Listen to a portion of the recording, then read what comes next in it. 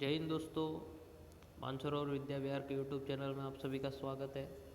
कक्षा 8 के विषय में हम चर्चा कर रहे थे साइंस की, और साइंस में 17 नंबर के चैप्टर तारे एवं सौर परिवार के विषय हमने चर्चा की थी।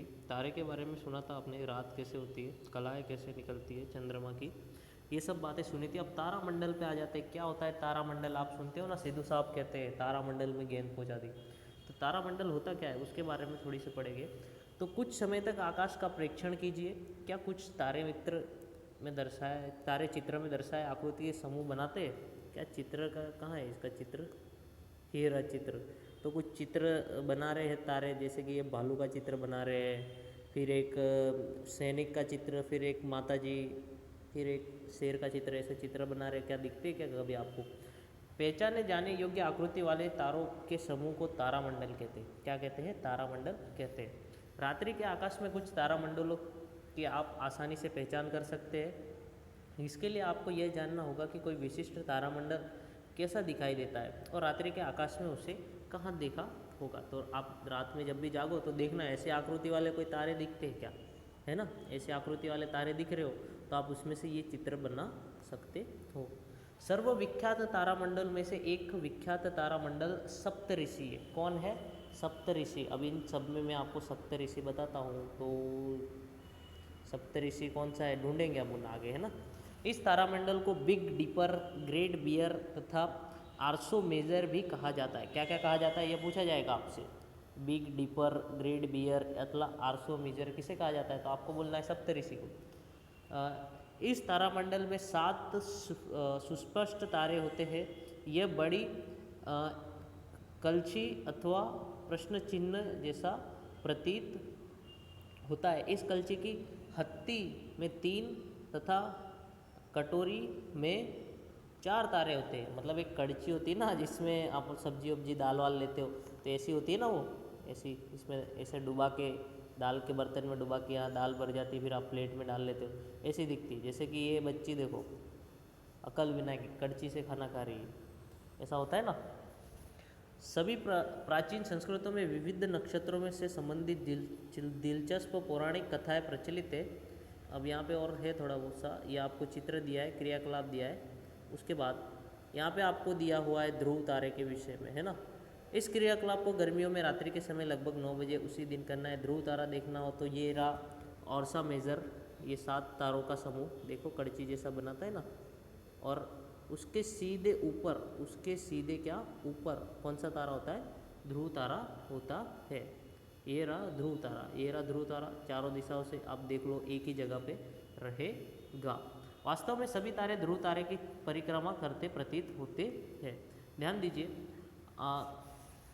आरोयन एक अन्य विख्यात तारामंडल है जिसे हम सर्दियों में मध्य रात्रि में देख सकते हैं। यह आकाश में सर्वाधिक भव्य तारामंडल में गिना जाता है। इसमें भी 7 अथवा 8 चमकीले तारे होते हैं। अभी आप देख सकते हो, अभी सर्दी है तो आप जाके देख सकते हो। आरोयन को शिकारी भी कहते हैं। क्या कहते हैं? शिकारी भी कहते हैं। ऐसा दिखेगा आरोयन, कैसा दिखेगा? ऐसा, पतंग जैसा। और शिकारी तारों का वो एक निर्माण करता है। तारे शिकारी की बेल्ट आरोयन, इन 3 शिकारी भी कहते हैं। इसके 3 मध्य के तारे शिकारी की बेल्ट की निरुक्ति करते हैं। 4 चमकीले तारे चतुर्भुज के रूप में व्यवस्थित दिखाई देते हैं। ये रहे इसकी बेल्ट और ये चमकीले तारे चतुर्भुज। उसके बाद आकाश में सबसे अधिक चमकने वाला तारा सीरियस ब्लूबक ओरायन के निकट दिखाई देता है। सीरियस को ढूंढने के लिए ओरायन के मध्य के 3 तारों से गुजरने वाली रेखा की कल्पना कीजिए तथा इसके अनुदिशा पूर्व दिशा की ओर दिखाई देगा। अभी आपको क्या करना है? सबसे पहले तो ये तारा ढूंढना है, बराबर। अब सीरियस को देखने के लिए इस तारे के जो 3 तारे हैं उसकी सीधी दिशा में पूर्व दिशा की ओर देखोगे तो वो तारा आपको देखने को मिलेगा। अब आगे उत्तरी आकाश में एक अन्य मुख्य तारामंडल कैसियोपिया है। यह सर्दियों में रात्रि के प्रथम प्रहर में दिखाई देता है। यह अंग्रेजी के W अक्षर अथवा M के बिगड़े रूप जैसा दिखाई देता है। क्या दिखाई देता है? या तो W जैसा या बिगड़े रूप जैसा दिखाई देता है। या तो ऐसा दिखाई देगा या कुछ ऐसा उल्टा दिखाई दे मिलेगा। सौर परिवार, अब सौर परिवार के बारे में जानेंगे, कौन कौन से ग्रह होते हैं, ये सब जानने में मजा आएगा ना। हाँ चलो, तो सूर्य तथा इसके परिक्रमा करने वाले खगोलीय पिंडों से मिलकर सौर परिवार बनता है। इस परिवार में बहुत से पिंड है, जैसे ग्रह, धूमकेतु, क्षुद्र ग्रह अथवा उल्का। सूर्य तथा इन पिंडों के बीच गुरुत्वाकर्षण बल के कारण ये पिंड सूर्य की परिक्रमा करते हैं। जैसे आप जानते हैं कि पृथ्वी भी सूर्य की परिक्रमा करती है। यह सौर परिवार के अन्य सदस्य है। यह एक ग्रह है। इसके अतिरिक्त 7 अन्य ग्रह हैं जो सूर्य की परिक्रमा करते हैं। सूर्य से दूरी के अनुसार इसके क्रम सबसे पहले बुध आता है। सबसे पहले कौन आता है? बुध आता है, उसके बाद शुक्र, उसके बाद हमारी पृथ्वी, इसके बाद मंगल भैया, उसके बाद बृहस्पति जिसे हम गुरु कहते हैं, शनि, यूरेनस और नेपच्यून। इस प्रकार से देख लीजिए, यहाँ पे कितना मस्त दिया है ना, ज़बरदस्त। चलो देखते हैं। सबसे पहले ये रहा सूर्य, दिखा, सूर्य सूर्य गरम गरम दिखा। उसके बाद पास में छोटा सा बुध बना हुआ है, बुध दिखा। उसके बाद तीसरी लाइन में शुक्र, दूसरी लाइन में शुक्र, और उसके तीसरी लाइन में पृथ्वी, चौथी लाइन में मंगल भैया, और उसके पांचवी लाइन में गुरु भैया, उसके बाद शनि भैया, यूरेनस और नेपच्यून। तो इस प्रकार से आपको सौर परिवार दिखा। अब आइए सौर परिवार के कुछ सदस्यों के बारे में जानते हैं। तो सबसे पहले माफ़ कीजिए, कहाँ चले गए हम, एक मिनट। सबसे पहले सूर्य, इससे निकटतम तारा है। यह सूर्य जो है इससे निकटतम तारा है। यह निरंतर विशाल मात्रा में, सूर्य हमसे निकटतम तारा है, माफ़ कीजिए, हमसे निकटतम तारा है। यह निरंतर विशाल मात्रा में ऊष्मा तथा प्रकाश उत्सर्जन करता है। पृथ्वी की लगभग समस्त ऊर्जा का स्रोत सूर्य है ना। सारी ऊर्जा स्रोत कहाँ से मिलती है? सूर्य से मिलती है।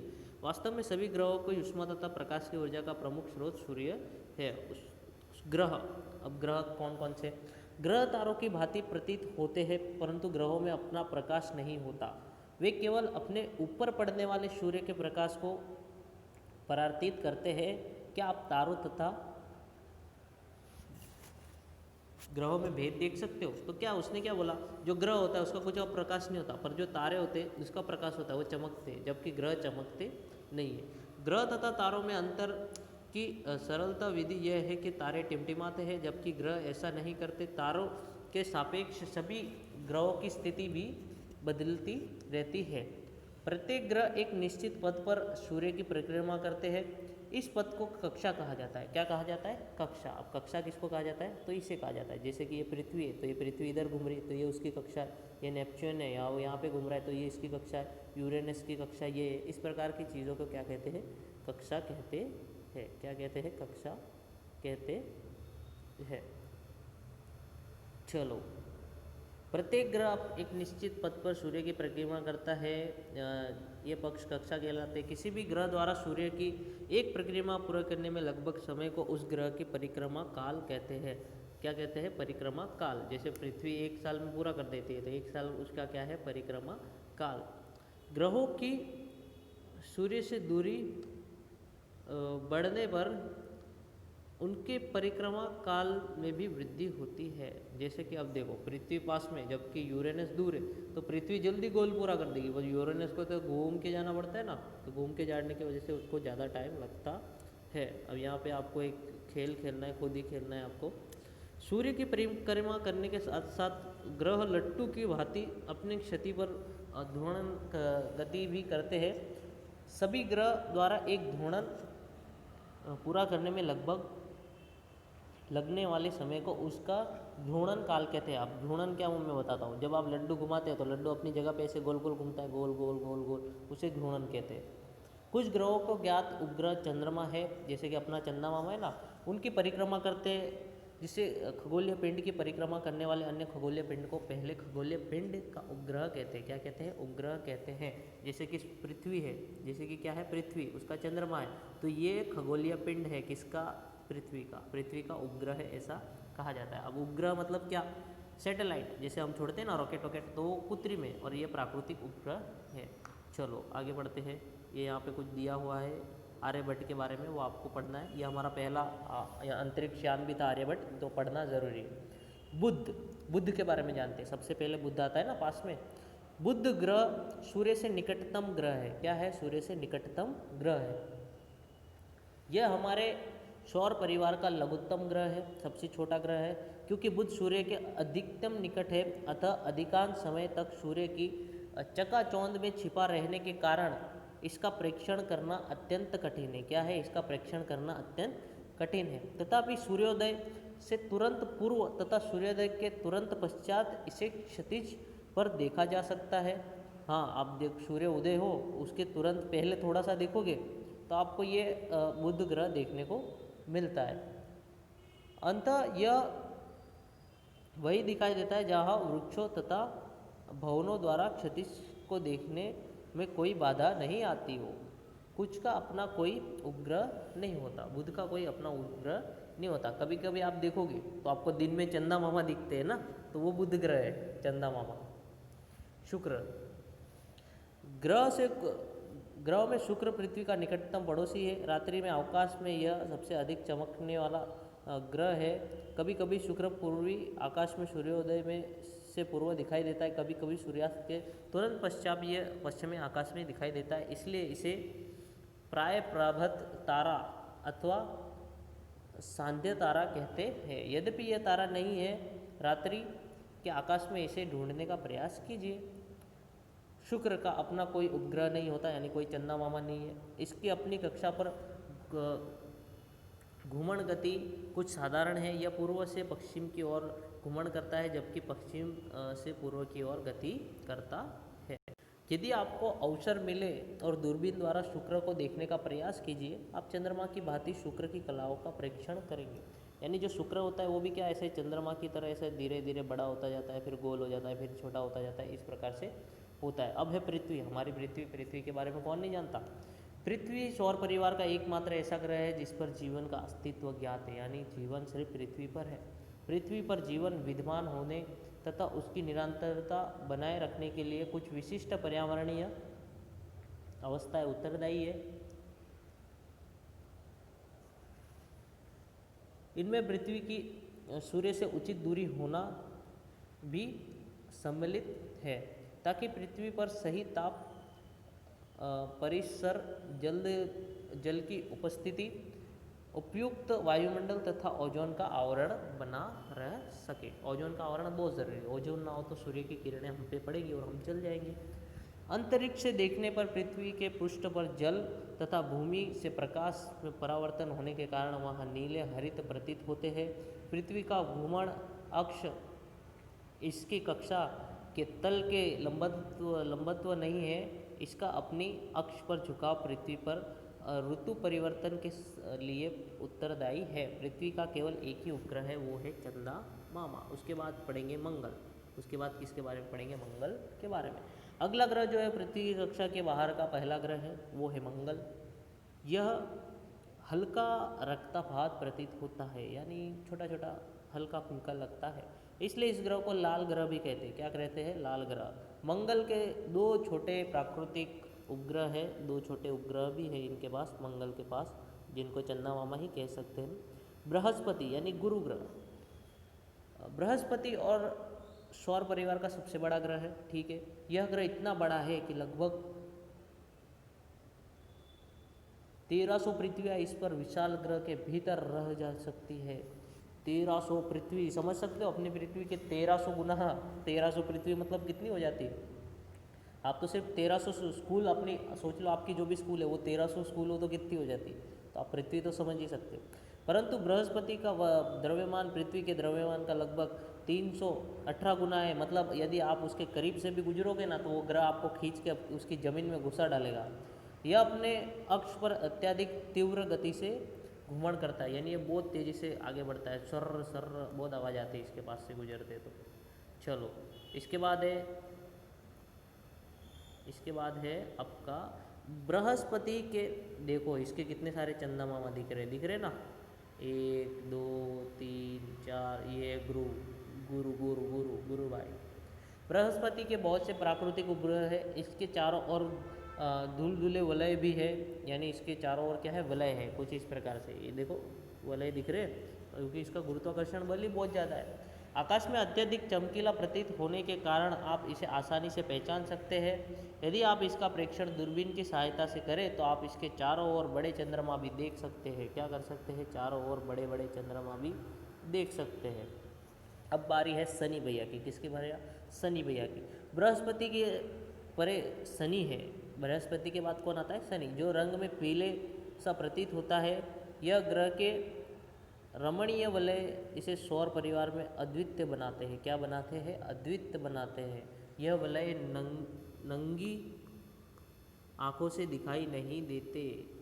आप छोटे दूरदर्शक द्वारा इनका प्रेक्षण कर सकते हैं। शनि के भी बहुत से प्राकृतिक उपग्रह। शनि के बारे में एक रोचक बात यह है कि सभी ग्रहों में यह सबसे कम घनत्व है। इसका घनत्व जल के घनत्व से भी कम है, यानी बहुत हल्का फुल्का ग्रह है। क्या है? हल्का फुल्का ग्रह है। अब यूरेनस और नेपच्यून ये सौर परिवार के बाह्यतम ग्रह है, यानी सबसे आखिरी के ग्रह। इनके अलावा बड़ी दूरदर्शा की सहायता से ही देखा जा सकता है, यानी इसको बहुत दूर है तो देखना मुश्किल है। शुक्र की भांति यूरेनस भी पृथ्वी पूर्व से पश्चिम दिशा में घूमन करता है। इसकी विलक्षण विशेषता इसका अत्यधिक झुका घूर्णन अक्ष है। इसके परिणाम स्वरूप यह कक्षीय गति करते समय अपने पृष्ठ पर लुढ़कता सा प्रतीत होता है, यानी ऐसे लुढ़कता प्रतीत होता है। सौर परिवार के प्रथम 4 ग्रह बुध, शुक्र, शनि, शुक्र, पृथ्वी तथा मंगल अन्य 4 ग्रहों की तुलना में सूर्य के अत्यधिक निकट है। इन्हें आंतरिक ग्रह कहते हैं। आंतरिक ग्रहों में बहुत कम चंद्रमा होते हैं। वे ग्रह जो सूर्य मंगल की कक्षा से बाहर है, जैसे कि Brihaspati, Shani, Neptune, Uranus, Neptune, आंतरिक ग्रहों की तुलना में कहीं अधिक दूर है। इन्हें बाह्य ग्रह कहते हैं। इनके चारों ओर वलय निकाय है। बाह्य ग्रहों के अधिक संख्या में चंद्रमा होते हैं। ठीक है, तो ये था आज का लेक्चर। इसके बाद के लेक्चर में 17.5 आगे कंटिन्यू करेंगे।